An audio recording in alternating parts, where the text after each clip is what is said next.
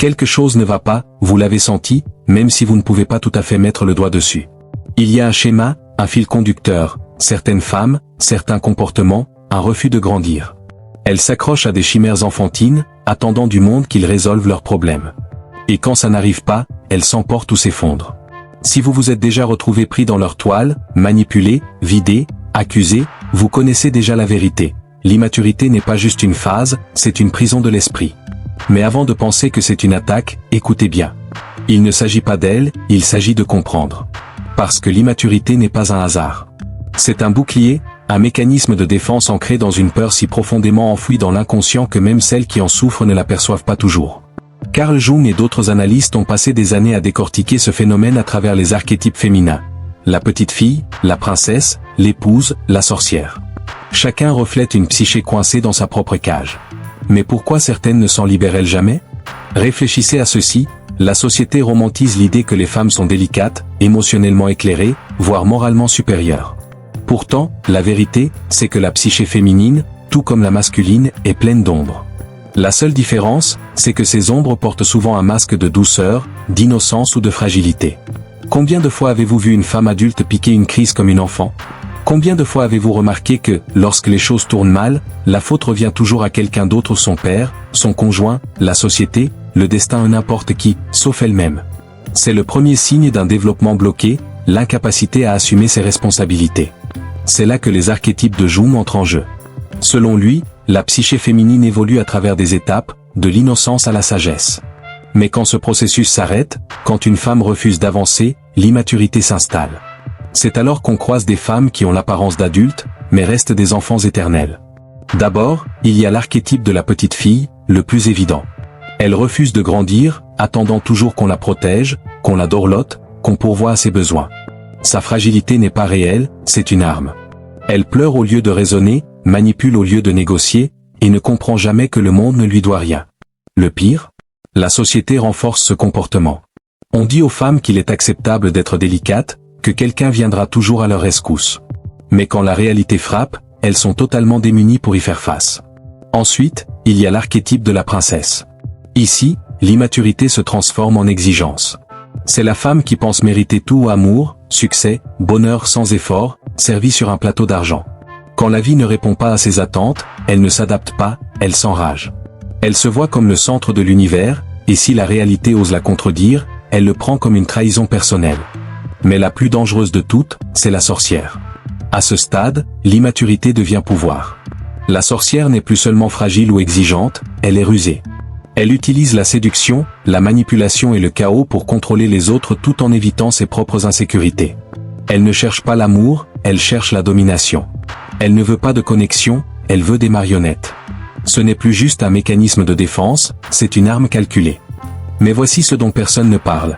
L'immaturité féminine n'est pas seulement un problème individuel, c'est le symptôme de quelque chose de bien plus grand. Pendant des siècles, la société a infantilisé les femmes, récompensant l'impuissance, le drame et l'hystérie. Elle a murmuré que la vulnérabilité était un atout, que le pouvoir d'une femme résidait dans sa dépendance. Mais c'est un piège. Car dès qu'une femme refuse de grandir, elle s'enferme dans une vie de dépendance, attendant éternellement qu'on vienne la sauver. Alors, que se passe-t-il pour celles qui s'en libèrent, celles qui affrontent leurs peurs, assument leurs responsabilités et rejettent les jeux puérils? La société ne les accueille pas à bras ouverts, elle les punit. Une femme mature, indépendante, consciente d'elle-même, dérange. On la qualifie de froide, de difficile, de peu féminine. Parce qu'une femme qui n'a pas besoin d'être sauvée est une femme qu'on ne peut pas contrôler. Et c'est la dure vérité, l'immaturité est confortable, facile, socialement acceptée. Mais c'est aussi une cage. La seule issue, c'est d'affronter la peur, de laisser tomber les illusions et de rejeter les rôles qui ne servent plus. Alors, la vraie question, l'immaturité est-elle vraiment un choix? Et combien sont prêtes à payer le prix de grandir? Parce qu'en fin de compte, il n'y a que deux chemins, rester endormi et continuer à jouer le jeu, ou se réveiller. Et se réveiller fait mal. Mais l'alternative est bien pire. Allons plus loin. Il ne suffit pas de reconnaître l'immaturité, ni de comprendre ses formes.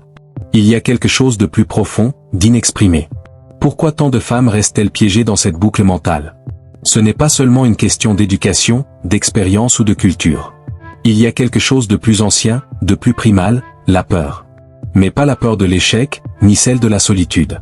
C'est une peur plus ancienne, transmise de génération en génération. La peur de perdre la protection, de sortir du rôle qui garantit la sécurité. Car voici une vérité troublante. Pendant des siècles, l'immaturité féminine a été une stratégie de survie. Réfléchissez Y.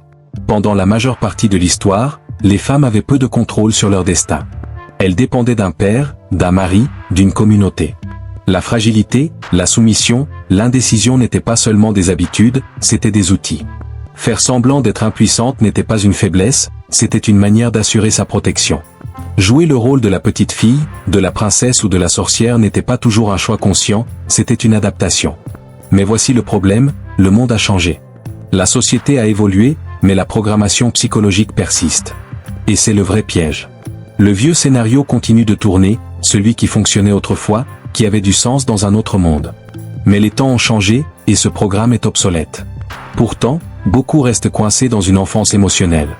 Parce qu'au fond, grandir a un prix terrifiant. La maturité, c'est renoncer à la protection. C'est admettre que personne ne viendra vous sauver. C'est accepter que le pouvoir s'accompagne de responsabilités, et que les responsabilités sont lourdes.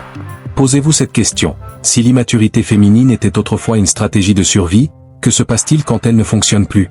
La réponse, c'est ce que nous observons aujourd'hui, une crise d'identité. Quand une femme ne peut plus compter sur les autres, quand la manipulation échoue, quand la fragilité ne lui offre plus de filet de sécurité, la panique s'installe. Elle se sent trahie par un monde qui ne la traite plus comme une princesse. Et à ce moment-là, de nouveaux mécanismes émergent. La victimisation, le ressentiment, la colère, tous déguisés en empowerment. Ce phénomène n'est pas propre à une culture, un pays ou une génération.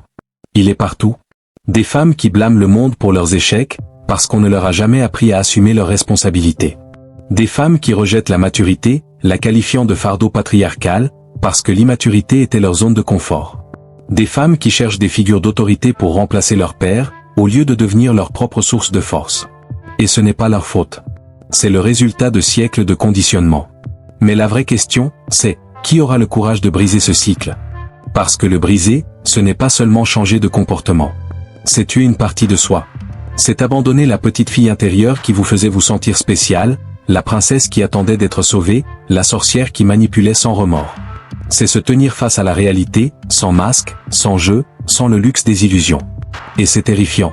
Car rien ne fait plus mal que de réaliser que le monde n'est pas conçu pour vous dorloter. Alors, le choix vous appartient. Vous pouvez continuer à jouer le rôle qu'on vous a donné, prétendre que la vie vous doit quelque chose, vous accrocher à une fragilité qui ne vous sert plus.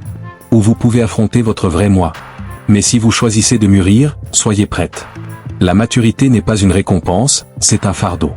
Cela signifie accepter que personne d'autre n'est à blâmer, que personne ne vous doit rien, que chaque décision, chaque conséquence, chaque épreuve vous appartient. C'est un poids qui écrase celles qui ne sont pas prêtes. Et la vraie question, c'est, combien sont vraiment prêtes? Allons encore plus loin.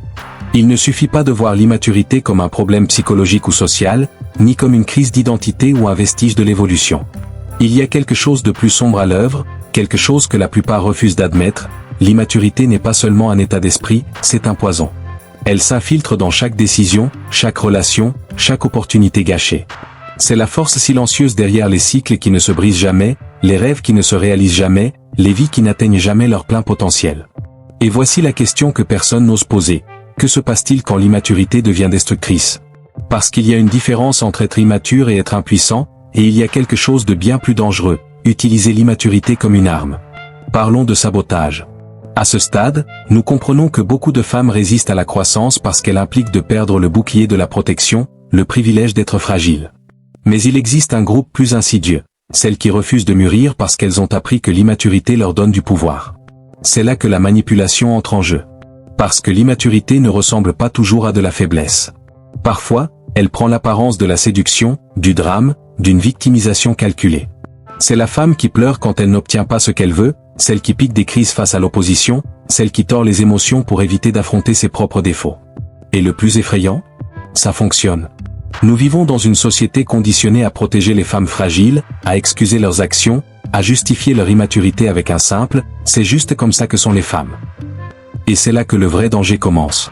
Parce que lorsque l'immaturité n'est jamais remise en question, elle est renforcée. Abonnez-vous à cette chaîne pour plus de contenus éclairants.